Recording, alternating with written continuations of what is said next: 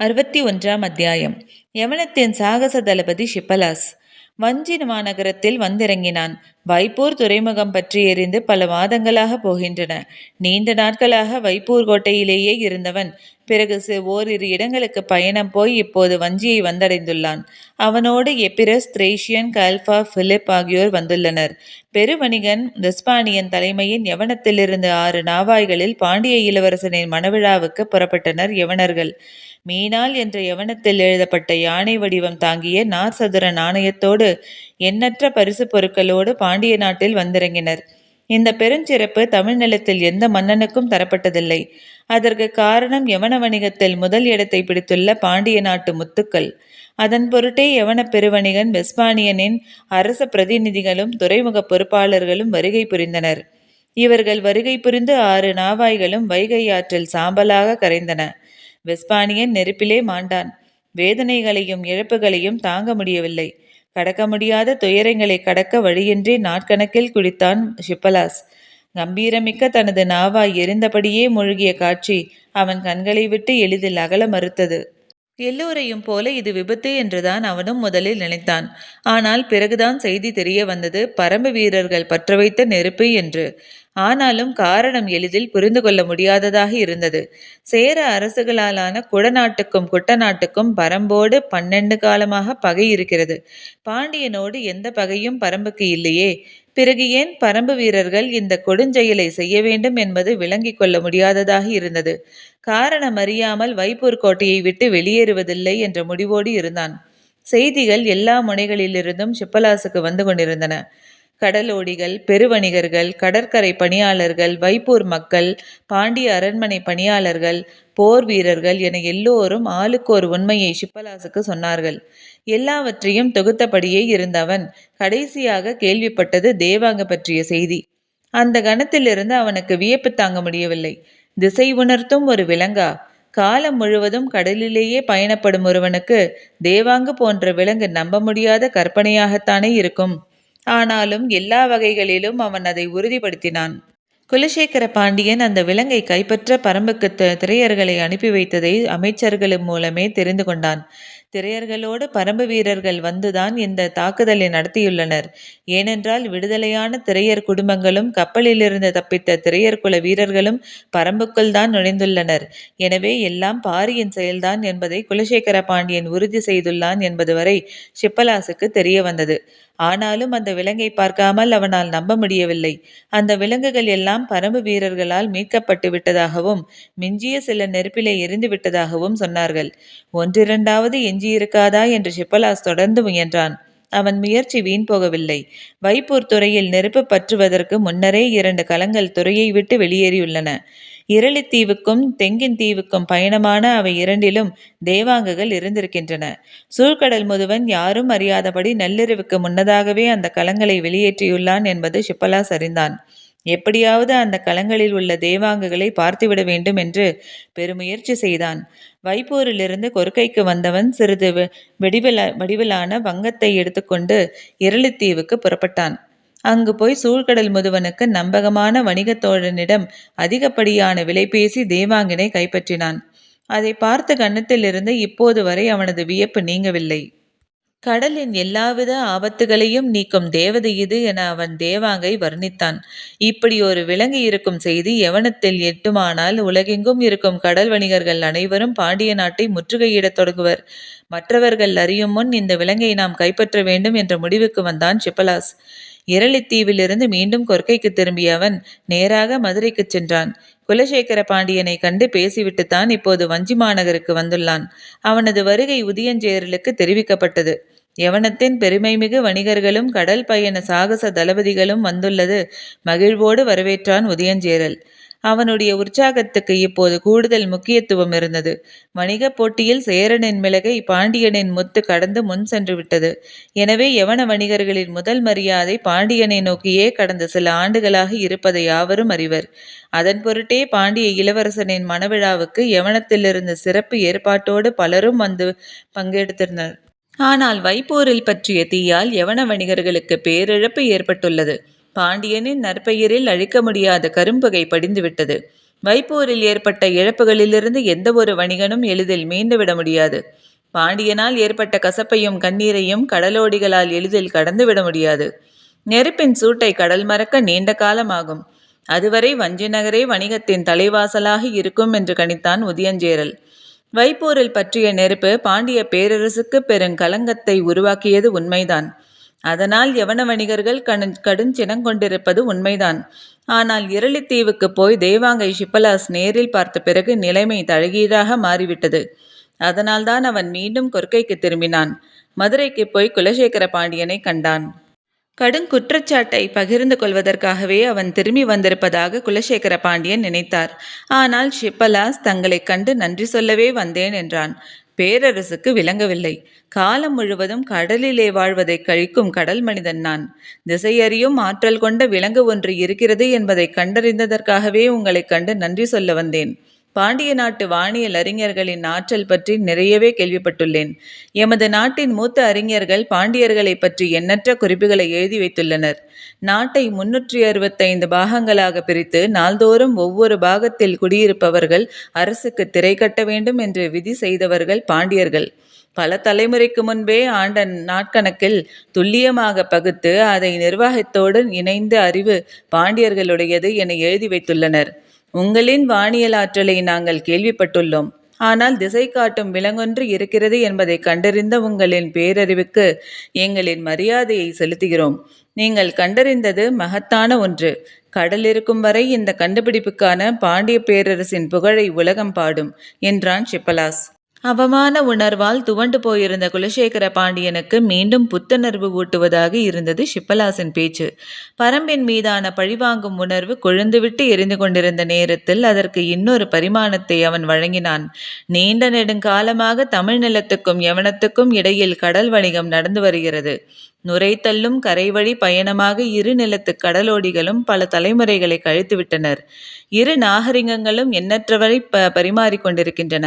ஆனால் இந்த இரு நிலப்பரப்புகளில் இருவர்களும் கண்டு பெரிதும் வியக்கும் கண்டுபிடிப்பாக தேவாங்கி இருக்கிறது.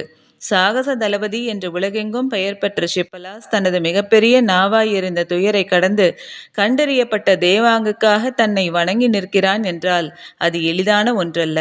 ஷிப்பலாசும் குலசேகர பாண்டியனும் அடுத்து நடக்க வேண்டியவற்றை பற்றி நிறைய பேசினர். அதன் தொடர்ச்சியாகத்தான் இப்போது உதியஞ்சேரலை பார்க்க வந்துள்ளான். பரம்பின் மீதான உதியஞ்சேரலின் போர் திட்டங்களை பற்றித்தான் அவன் உரையாடினான். ஷிப்பலாசுடன் எபிரஸ் திரேஷியன் இருந்தனர். குடநாட்டு அமைச்சன் கோலூர் சாத்தான் கொல்லிக்காட்டு விதியை பெற்றுத் தருவதற்காக கூறி பரம்புக்கு சென்று பாரியிடம் வணிகம் பேசியதையும் அதன் பொருட்டு கை துண்டிக்கப்பட்டதையும் கூறிய அவர்கள் குடநாட்டினர் இப்போது உதயஞ்சேரலோடு இணைந்து பரம்புக்கு எதிராக செய்யும் முயற்சியையும் பகிர்ந்து கொண்டனர். யவனர்கள் இங்கு நிகழும் எல்லாவற்றையும் அறிந்து வைத்துள்ளது உதயஞ்சேரலுக்கும் வியப்பளிக்கும் ஒன்றாக இல்லை. பல தலைமுறைகளாக செழித்தோங்கி இருக்கும் வணிகம் அரசியலுக்குள் ஆழமான வேர்களை செலுத்தியிருக்கும் என்பதை அவன் அறிவான். ஆனால் பாரியை எப்படியாவது வீழ்த்த வேண்டும் என்று நீண்ட நெடுங்காலமாக சிந்தித்து செயல்பட்டு கொண்டிருப்பது குட்டநாடு. உதியஞ்சேரலின் தந்தையான செம்மாஞ்சேரலை கொன்றழித்தவன் பாரி. அதற்கு பல காலத்துக்கு முன்பே பகை தொடங்கிவிட்டது. உதியஞ்சேரல் பட்டமேற்ற பிறகு பல்வேறு முயற்சிகளை தொடர்ந்து மேற்கொண்டுதான் வருகிறான். அவனோடு முரண்பட்டு விலகியிருந்த குடநாட்டு வேந்தன் குடவர்கோவும் இப்போது இணைந்து செயல்பட முன்வந்துள்ளான். இது சூழலை மிகவும் ஏதுவாக மாற்றியுள்ளது என்று உதியஞ்சேரல் எண்ணிக்கொண்டிருக்கும் போதுதான் வைப்பூரின் மீதான பாரியின் தாக்குதல் நடந்துள்ளது. எதிரிகளின் எண்ணிக்கையை பாரி போதுமான அளவுக்கு அதிகப்படுத்தி கொண்டான். இதைவிட நல்ல காலம் இனி வாய்க்காது என்று உதியஞ்சேரல் நினைத்து கொண்டிருக்கும் போதுதான் ஷிப்பலாஸ் வந்து சேர்ந்துள்ளான். பேரியங்காற்றங்கரையில் நெடுவுயர் மன்றத்தில் நடந்தபடியே இருவரும் பேசிக்கொண்டிருந்தனர்.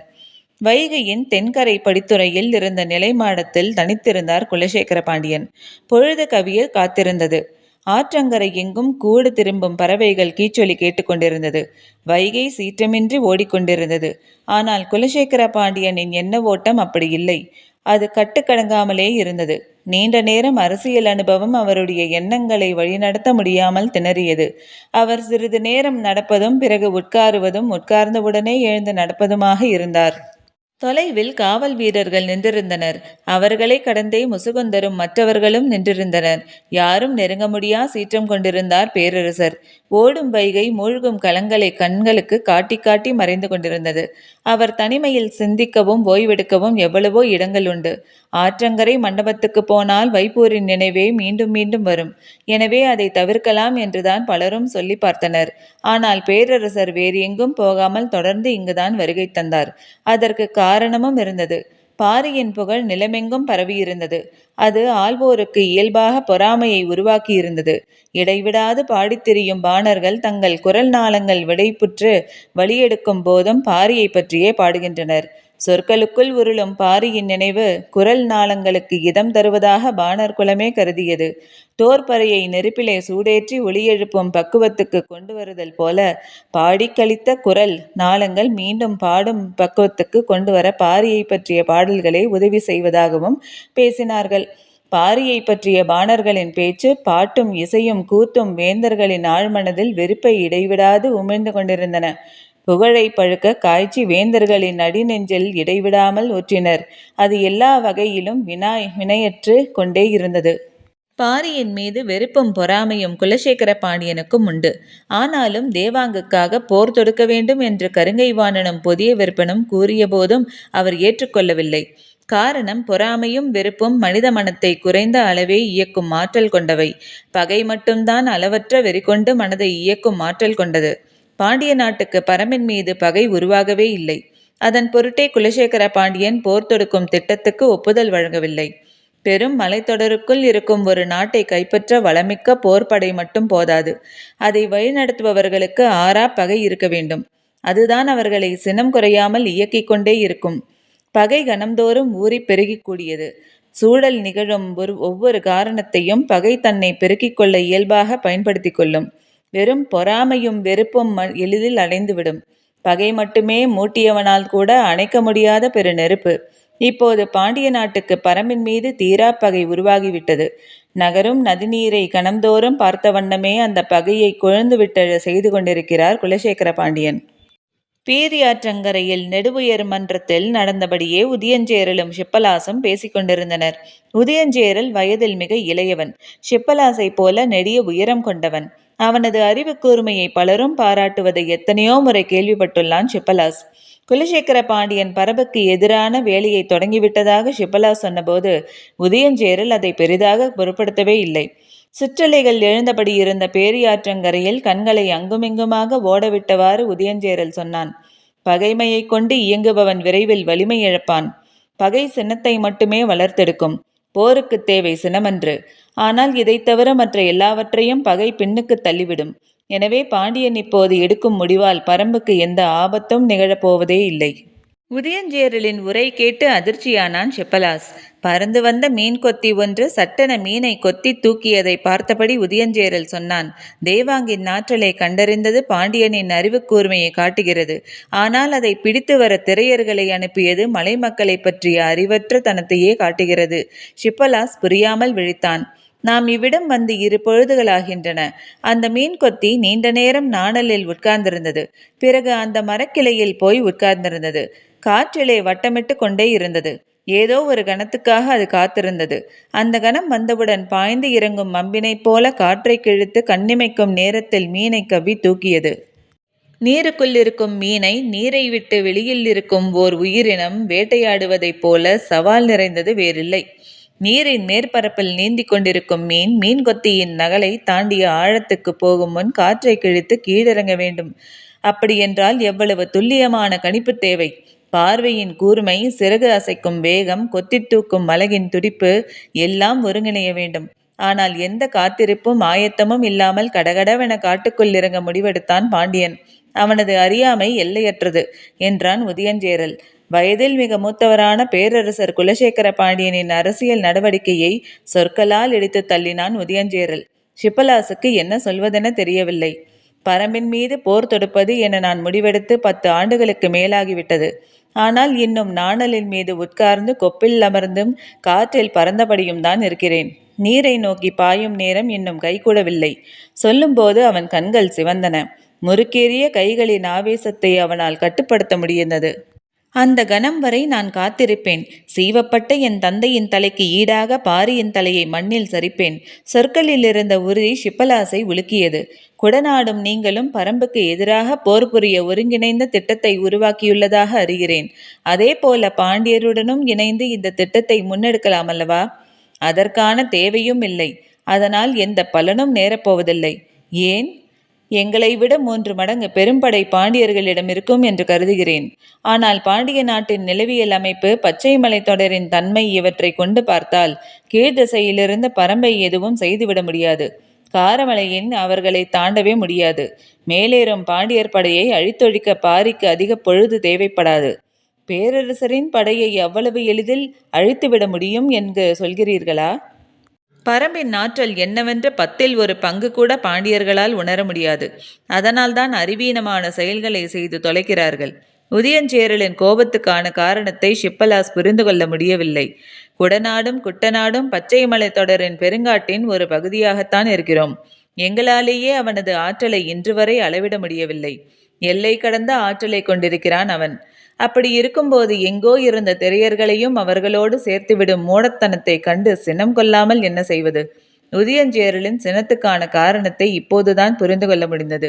இதுவரை பாரியின் புகழை மட்டுமே பாடிக்கொண்டிருந்த பாணர்கள் இப்போது வேந்தர்களை மீறிய வீரம் கொண்டவன் பாரி என பாடுகின்றனர். வேளிர்களை வேந்தர்களுக்கு இணையாக சொல்லுகின்றனர்.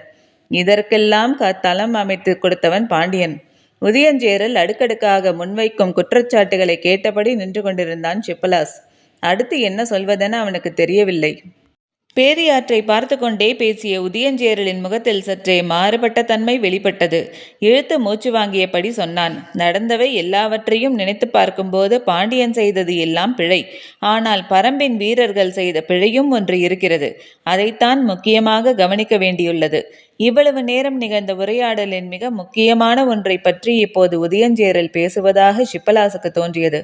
சற்றே ஆர்வத்தோடு கேட்டான். என்ன அது? இளமாறனை வெட்டி வீசியது. ஷிப்பலாஸ் வியப்பு நீங்காமல் பார்த்தான். மையூர் கிழாரின் மகன் இளமாறனின் தலையை வெட்டி வீழ்த்தியவன் மூலம் வெங்கல் நாட்டின் பகையை தேடிக்கொண்டனர். எந்த காரணம் கொண்டும் பரம்புக்கு தீங்கு செய்ய மாட்டோம் என்று உறுதி பூண்ட குலம் அது. ஆனால் இன்று வெங்கல் நாட்டின் தலைவர் மையூர் கிழா தன் மகனின் சாவுக்கு பழித்தீர்க்க சூளுரைத்துள்ளார். வெங்கல் நாட்டின் பல ஊர்கள் பச்சை மலை தொடரில் உள்ளடங்கியுள்ளன. பரம்பின் ஊர்கள் பலவற்றோடு அந்த மக்களுக்கு நல்ல உறவு உள்ளது. இது எங்களுக்கு கூட கிடைக்காத வாய்ப்பு. ஷிப்பலாஸின் கண்கள் அசைவற்று அவனையே பார்த்து கொண்டிருந்தன. உதியஞ்சேரல் இறுதியாக சொன்னான்.